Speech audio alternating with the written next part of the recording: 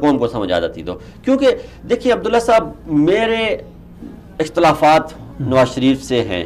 میں سیاسی طور پر سمجھتا ہوں کہ میں شروع سے یہ سمجھتا ہوں کہ نواز شریف وہ شخص ہے جو ملکی مفادات میں کام نہیں کر رہا، انٹرنیشنل اسٹیبلشمنٹ کی مرضی سے کام کر رہا ہے. لیکن میرے کسی بھی پاکستانی سے جو نواز شریف کا سپورٹر سے تو کسی صورت اختلاف نہیں ہو سکتے. جو مسلم لیگ نون کا سپورٹر ہے، مجھے اس سے اختلاف نہیں ہو سکتے، اور مجھے اس بات پہ اختلاف نہیں ہو سکتا کہ وہ ملک دشمن ناصر کا حصہ ہے. مجھے اس سے یہ اختلاف ضرور ہوگا کہ وہ نواز شریف کا سپورٹر کیوں ہے، وہ نواز شریف کو کیوں سپورٹ کر رہا ہے اتنا کچھ ہو جانے کے باوجود.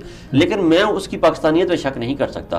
میں اگر پاکستانیت پہ شک کروں گا تو آج کے بعد میں نواز شریف کی پاکستانیت پہ شک کرتا ہوں، کروں گا اور کرتا رہوں گا، اور میں تو پہلے بھی کر رہا تھا. اب نواز شریف کا یہ بیانیہ کہ مجھے کیوں نکالا، نواز شریف کو کرپشن کی وجہ سے نکالا.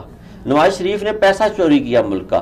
نواز شریف نے کہا کہ میں ایک جاگیردار باپ کا بیٹا تھا. جب 90 میں نواز شریف نے ISI سے پیسے لیے 35 لاکھ روپے الیکشن لڑنے کے لیے لیے. ان کی مالی استطاعت یہ تھی کہ 35 لاکھ روپے اس نے فوج سے لیے الیکشن لڑنے کے لیے.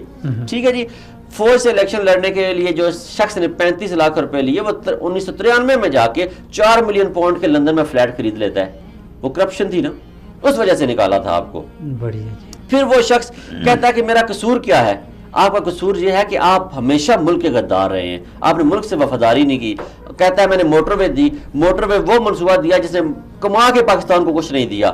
پیلی ٹیکسی دی، وہ منصوبہ دیا جس نے پاکستان کو کما کے کچھ نہیں دیا.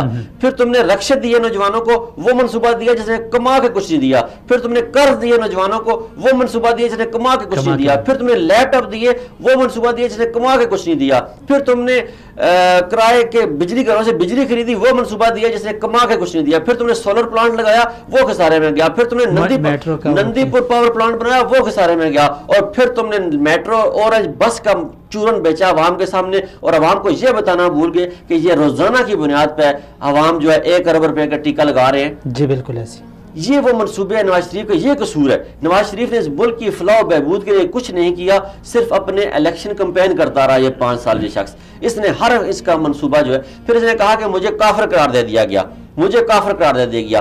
کافر اس لیے قرار دے دیا گیا کہ تم نے کہا قادیانی میرے بھائی ہیں، تم نے کہا ہندوؤں کے خدا، ہندوؤں کے بھگوان اور ہمارے خدا میں کوئی فرق نہیں. کافر اس لیے قرار دیا گیا کہ تم نے ختم نبوت کے قانون میں اس وقت تبدیلی کی جب ضرورت ہی نہیں تھی تبدیلی کرنے کی، اس لیے کافر قرار دیا گیا. پھر اس شخص نے کہا کہ مجھ پہ غدار وطن کا الزام لگایا گیا. غدار وطن کا الزام اس لیے لگایا کہ تم کلبھوشن یادیو سے ملتے ہو، تمہاری یاریاں مودی کے ساتھ ہیں، تم پاکستان کے مخالف ہو، تم انڈیا میں جا کے انویسٹمنٹ کرتے ہو، جدہ کے تمہاری کمپنیوں میں آ کے انڈین کام کرتے ہیں، پاکستان کی تمہاری ملوں میں آ کے انڈین کام کرتے ہیں، اس لیے تم غدار وطن ٹھہرے گئے ہو. اور تو پھر آج اس نے کہا کہ مجھے کرپٹ کہا ہے. اور کرپشن کے ساری دنیا کے سامنے انبار لگے ہوئے ہیں کرپشن کے. سپریم کورٹ میں کیس چل رہا ہے، 8-9 مہینے دے دیے کیسز کو.